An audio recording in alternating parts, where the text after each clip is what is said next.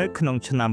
2025នេះតារាល្បីឈ្មោះកញ្ញាស៊ីនយូប៊ីនសូមផ្អាកមិនទទួលថតភាពយន្តឡើយដែលនាងងាកទៅបំបប់ការងារមួយចំនួនវិញជារៀងរាល់ឆ្នាំតារាសម្ដែងស៊ីនយូប៊ីនតែងតែលេចមុខក្នុងរឿងដុំនិងរឿងភាគរបស់ទូរទស្សន៍ PNN ជាបន្តបន្ទាប់ដែលឡែកនៅក្នុងឆ្នាំនេះនាងបែរប្រកាសសុំសម្រាប់ថតភាពយន្តសិនដើម្បីទុកពេលវេលាបំពេញការងារផ្សេងៗមកទល់ពេលនេះតារាសម្ដែងល្បីឈ្មោះខាងលើនៅពុំទាន់មានស្នាដៃថ្មីក្នុងភាពយន្តណាមួយបង្ហាញទស្សនិកជនដូចជារៀងរាល់ឆ្នាំឡើយមិនថានៅក្នុងរឿងដុំឬរឿងភាគច្រើននាងមមាញឹកនៅក្នុងការថតផ្សាយពាណិជ្ជកម្មឲ្យបណ្ដាក្រុមហ៊ុនធំៗទាំងក្នុងនិងក្រៅប្រទេសជាពិសេសនាងរវល់មើលការងារខុសត្រូវមុខរបររកស៊ីមួយចំនួនកញ្ញាបានឲ្យដឹងថាក្នុងឆ្នាំ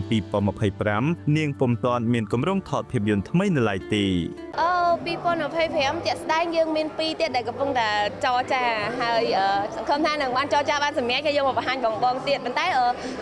កងត្រាដែលនៅជាមួយឆ្នាំមុនគឺនៅទាំងអស់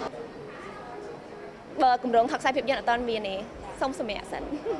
កញ្ញាស៊ីនយូប៊ីនក៏ត្រៀមនឹងបង្ហាញស្នាដៃធំៗជាមួយនឹងការងារថ្មីៗរបស់ខ្លួនជាច្រើនទាំងការនាំកម្ពុជាទៅឆាកអន្តរជាតិដូចជារៀងរាល់ឆ្នាំនាងក៏បានទទួលស្គាល់ផងដែរថាក្នុងមួយឆ្នាំនាងទទួលបានការងារច្រើនទាំងក្នុងនិងក្រៅប្រទេសសម្រាប់ឆ្នាំ2025នេះអ្វីត្បិតតែនាងសុំសម្រាប់ពីការងារថតភាពយន្តមួយរយៈតែនាងក៏មានការងារជាច្រើនដែលត្រៀមនឹងបង្ហាញមហាជនជាបន្តបន្ទាប់ដោយមិនឲ្យស្ងាត់នោះទេសម្រាប់ទស្សនិកជនស្នេហាវិស័យភាពយន្តនៅតែចង់ឃើញស្នាដៃស៊ីនយូប៊ីននៅក្នុងការសម្ដែងជាបន្តទៀតជាក់ស្ដែងកន្លងមកស្នាដៃធំៗរបស់នាងជាច្រើនមានការចាប់អារម្មណ៍ខ្លាំងពីសំណាក់ទស្សនិកជនទាំងក្នុងនិងក្រៅប្រទេសមិនថាភាពយន្តដាក់បញ្ចាំងនៅលើកញ្ចក់ទូរទស្សន៍ PNN ក៏ដូចជារឿងដុំដាក់បញ្ចាំងនៅក្នុងរោងភាពយន្ត